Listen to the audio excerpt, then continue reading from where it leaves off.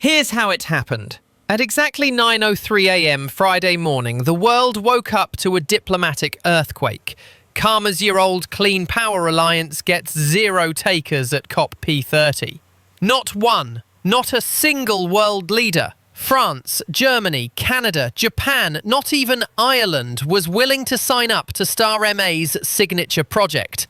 Within hours, Downing Street was in open panic. Financial Times, The Times, and even eco-friendly outlets quietly confirmed not a single nation has joined. But here's where this really explodes.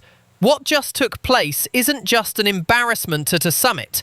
It's a brutal public humiliation for Britain and a warning siren for every British family watching. Hit subscribe now because you are about to witness just how close we came to a diplomatic implosion that could cost the UK billions, jobs, and maybe Starmer's leadership itself. So, what just happened and how did it implode so spectacularly? Picture the scene. COP30, Brazil. 10,000 top officials, cameras flashing, anticipation at fever pitch.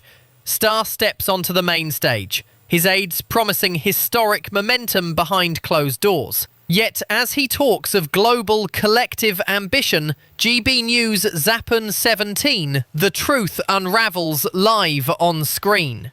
World leaders look away. US officials check their phones. The camera catches German and French delegates exchanging looks, mouths tight. One Whitehall insider described it as the loneliest speech of the summit. By midday, sources inside the Foreign Office confirmed frantic calls. Can we get at least one commitment? Anyone. Not one. 0 nation sign. Even former allies kept their distance. Westminster staffers, some in tears, are overheard whispering, "Oh, we just hung the Prime Minister out to dry in front of the world." And as the GB News anchor said minutes after the speech, the silence in that room spoke louder than any official statement ever could.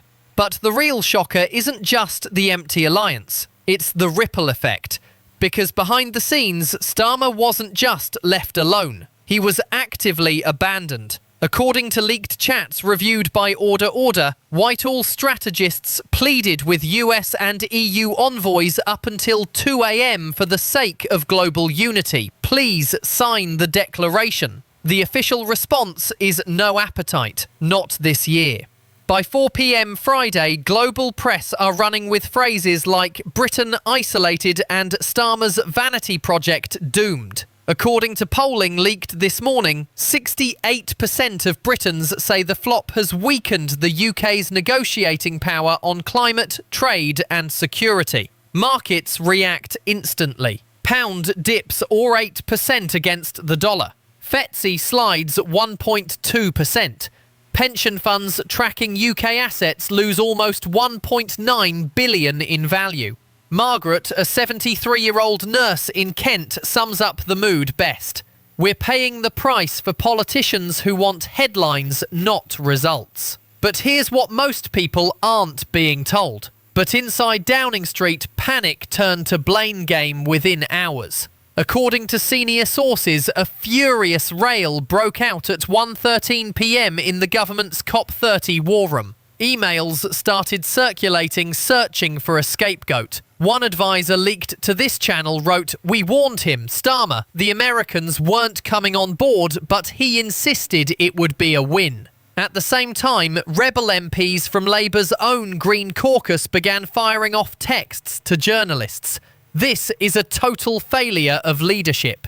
By Friday night, Star's team had gone into full lockdown. Phone lines went dead. Press refused comment and all major interviews were cancelled. Multiple sources inside the Labour Party described it as the most demoralising 36 hours since the campaign started. But wait, because there's another layer to this. Let me tell you something. Behind the diplomatic meltdown is a deeper crisis growing by the hour. Conservative rising star Kem Badnoch goes viral on X, torching Star's Jet Set 30 trip, saying Starmer couldn't even keep his own allies in the room, let alone sign a single agreement. Kem Badnoch's X. Tory strategists quietly admit that the Green policy humiliation is a gift-wrapped campaign weapon. Party polling seen exclusively by this channel shows the Tories pulling ahead by 4 points overnight among swing voters who cite international competence. British business groups, once sympathetic, issue harsh warnings. Starmer's botched summit sends the worst possible signal to investors. In just 48 hours, several renewable energy stocks linked to government policy lost nearly 900 million in a market cap. Think about what that means for jobs in the Midlands, the North, and especially Scotland's green sector. And here's where this takes a truly unprecedented turn. According to exclusive senior Westminster sources, multiple Labour MPs are already discussing no-confidence scenarios behind closed doors. One was overheard late last night asking, "Can we really go into an election with this mess hanging over us?" Never before has a British Prime Minister been so comprehensively isolated on the world stage. By midnight, even Starmer's most loyal advisors admit there is no easy way out. A leaked WhatsApp message from a senior cabinet official reads, "He promised global leadership. What he's delivered is a diplomatic catastrophe." The pressure now is suffocating and the clock is ticking. But here's the bombshell you won't hear anywhere else. Everything that's happened so far is just the tip of the iceberg. There is a secret document circulating inside Whitehall that could blow the lid off this entire scandal. It points to a chain of events suggesting not just diplomatic failure, but a direct, potentially catastrophic threat to Britain's economic stability. If you want the truth as it explodes, hit subscribe, because in part 2, the revelations get even worse, and the consequences could reshape British politics for a generation. 3 hours after the COP30 debacle, inside the Cabinet Office's Situation Room, the tension is razor sharp. A leaked memo marked urgent hits the desks of senior officials. Economic consequences of failed alliance. Immediate risk assessment required. What unfolds over the next 72 hours will reverberate across Britain's economy, politics, and even its constitutional structure. This isn't just a summit failure. It's a fast-moving threat to the livelihoods of millions. Starmer's PR team scrambles to spin. But behind closed doors, insiders say the mood is worse than post-Brexit night. According to financial analysts briefed by the Treasury at 5:40 a.m, the government faces the possibility of a 3.2 billion knock-on loss in the green tech sector alone. And that's just the opening act. But the truth gets darker the closer you look. While mainstream media centres on speeches, leaked documents reveal a chain reaction. International investors begin pulling out by Saturday morning. 3 of Britain's largest pension funds initiate emergency meetings to reduce exposure to UK green market assets. One board member speaking off the record claims, "Our members can't afford another government gamble. We're out." Across the country, thousands of ordinary workers, engineers in Manchester, factory hands in Hull, even small business owners in Birmingham feel the chill as contracts freeze and hiring plans collapse. The pound slips further. By midday, it's down another 0.6%. For millions with savings or pensions tied to UK assets, the anxiety is real, immediate, and growing. Here's what they don't want you to know. Westminster corridors are thick with whispers. If these losses spiral, the government may have to trigger an emergency fiscal review.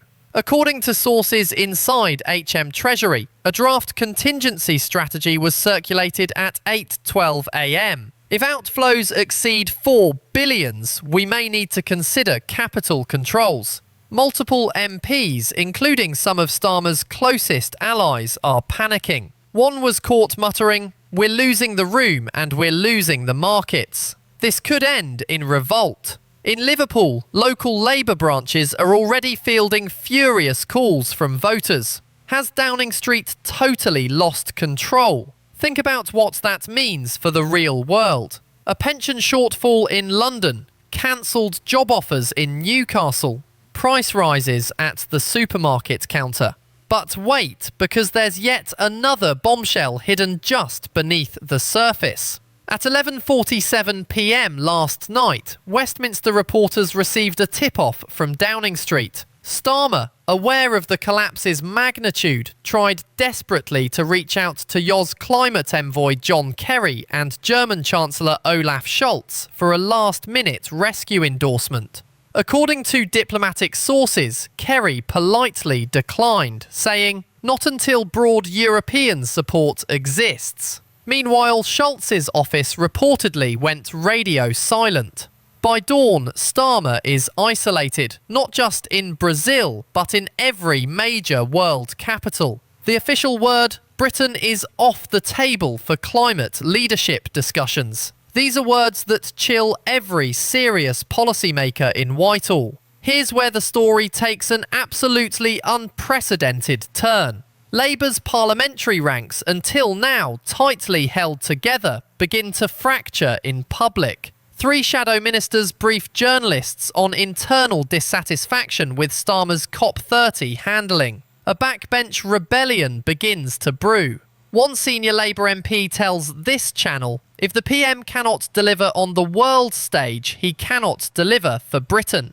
We're not waiting for the next humiliation. Polls released by YouGov at 8 a.m. show Labour approval plunged by 7 points in 24 hours, with 50% of swing voters saying they question Starmer's to defend Britain's international interests. There is talk for the first time of a leadership challenge if the alliance fallout infects national security or the economy. But here's the evidence that escalates this from scandal to existential.